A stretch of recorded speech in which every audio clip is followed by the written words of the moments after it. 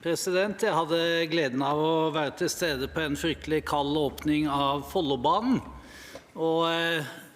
Samferdselsministeren holdt jo to taler. Den ene talen var i Ski.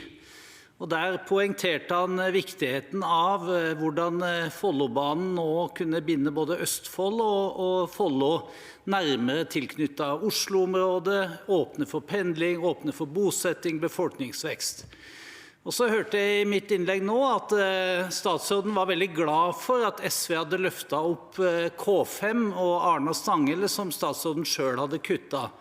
Men i likhet med innlegget som gjaldt Follobanen, så nevnte han ikke med ett ord et annet prosjekt som kan binde Østlandet tettere sammen, nemlig Ringeriksbanen. Samferdselsministeren fryktelig skuffet over at SV tvinger han til å beholde fellesprosjektet? Nei, skuffelse ikke å spore hos meg knyttet til det. Regjeringen hadde i utgangspunktet en tilnærming hvor vi mente det kunne være klokt å se på de to prosjektene hver for seg. Og Stortinget har kommet til en annen konklusjon, og det lever vi godt med. Og nå får prosjektet få lov til å fortsette sin modning, og vil selvfølgelig kunne bli vurdert inn i Nasjonal transportplan sammen med de andre store prosjektene. Helleland? Det var godt å høre at det ikke lå noe prestisje bak.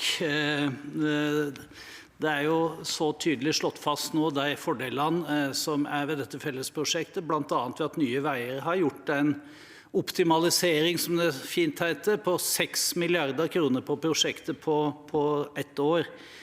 Og det leder meg egentlig over til de andre reformene som ikke helt vet utfallet. Nå skal jo statsråden i gang med en ny nasjonal transportplan, men Nye Veier jo positivt omtalt i budsjettet. De har bespart Samferdsels-Norge for over 30 milliarder kroner, og har vist at de kan bygge både store motorveier, og at de kan gå i gang med jernbaneprosjekt, at de skal kunne gå løs på riksvei 13.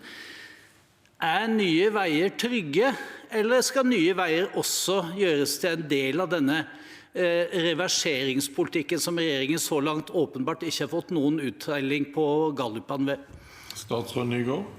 Representanten Helleland ga meg et viktig stikkord først, og det var Nasjonal transportplan. Fordi disse prosjektene som vi omtaler i denne budsjettdebatten, om det så Ringeriksbanen, eller om det Hordfast eller Møreaksen, eller hva det nå måtte være, alle avhengig av at det en fornuftig finansiering inn i fremtiden, og vi har alle en felles utfordring å lage en mer realistisk Nasjonal transportplan.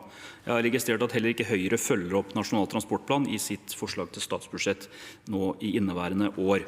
Når det gjelder Nye Veier, så Nye Veier et av flere grep på veisektoren som vi skal evaluere og gå gjennom. Men den største reformen som har vært på veisiden har jo vært rett og slett reformen med å splitte opp sams veiadministrasjon. Det tror jeg hele Stortinget slutter seg til, og jeg har ikke noen planer om å utfordre det.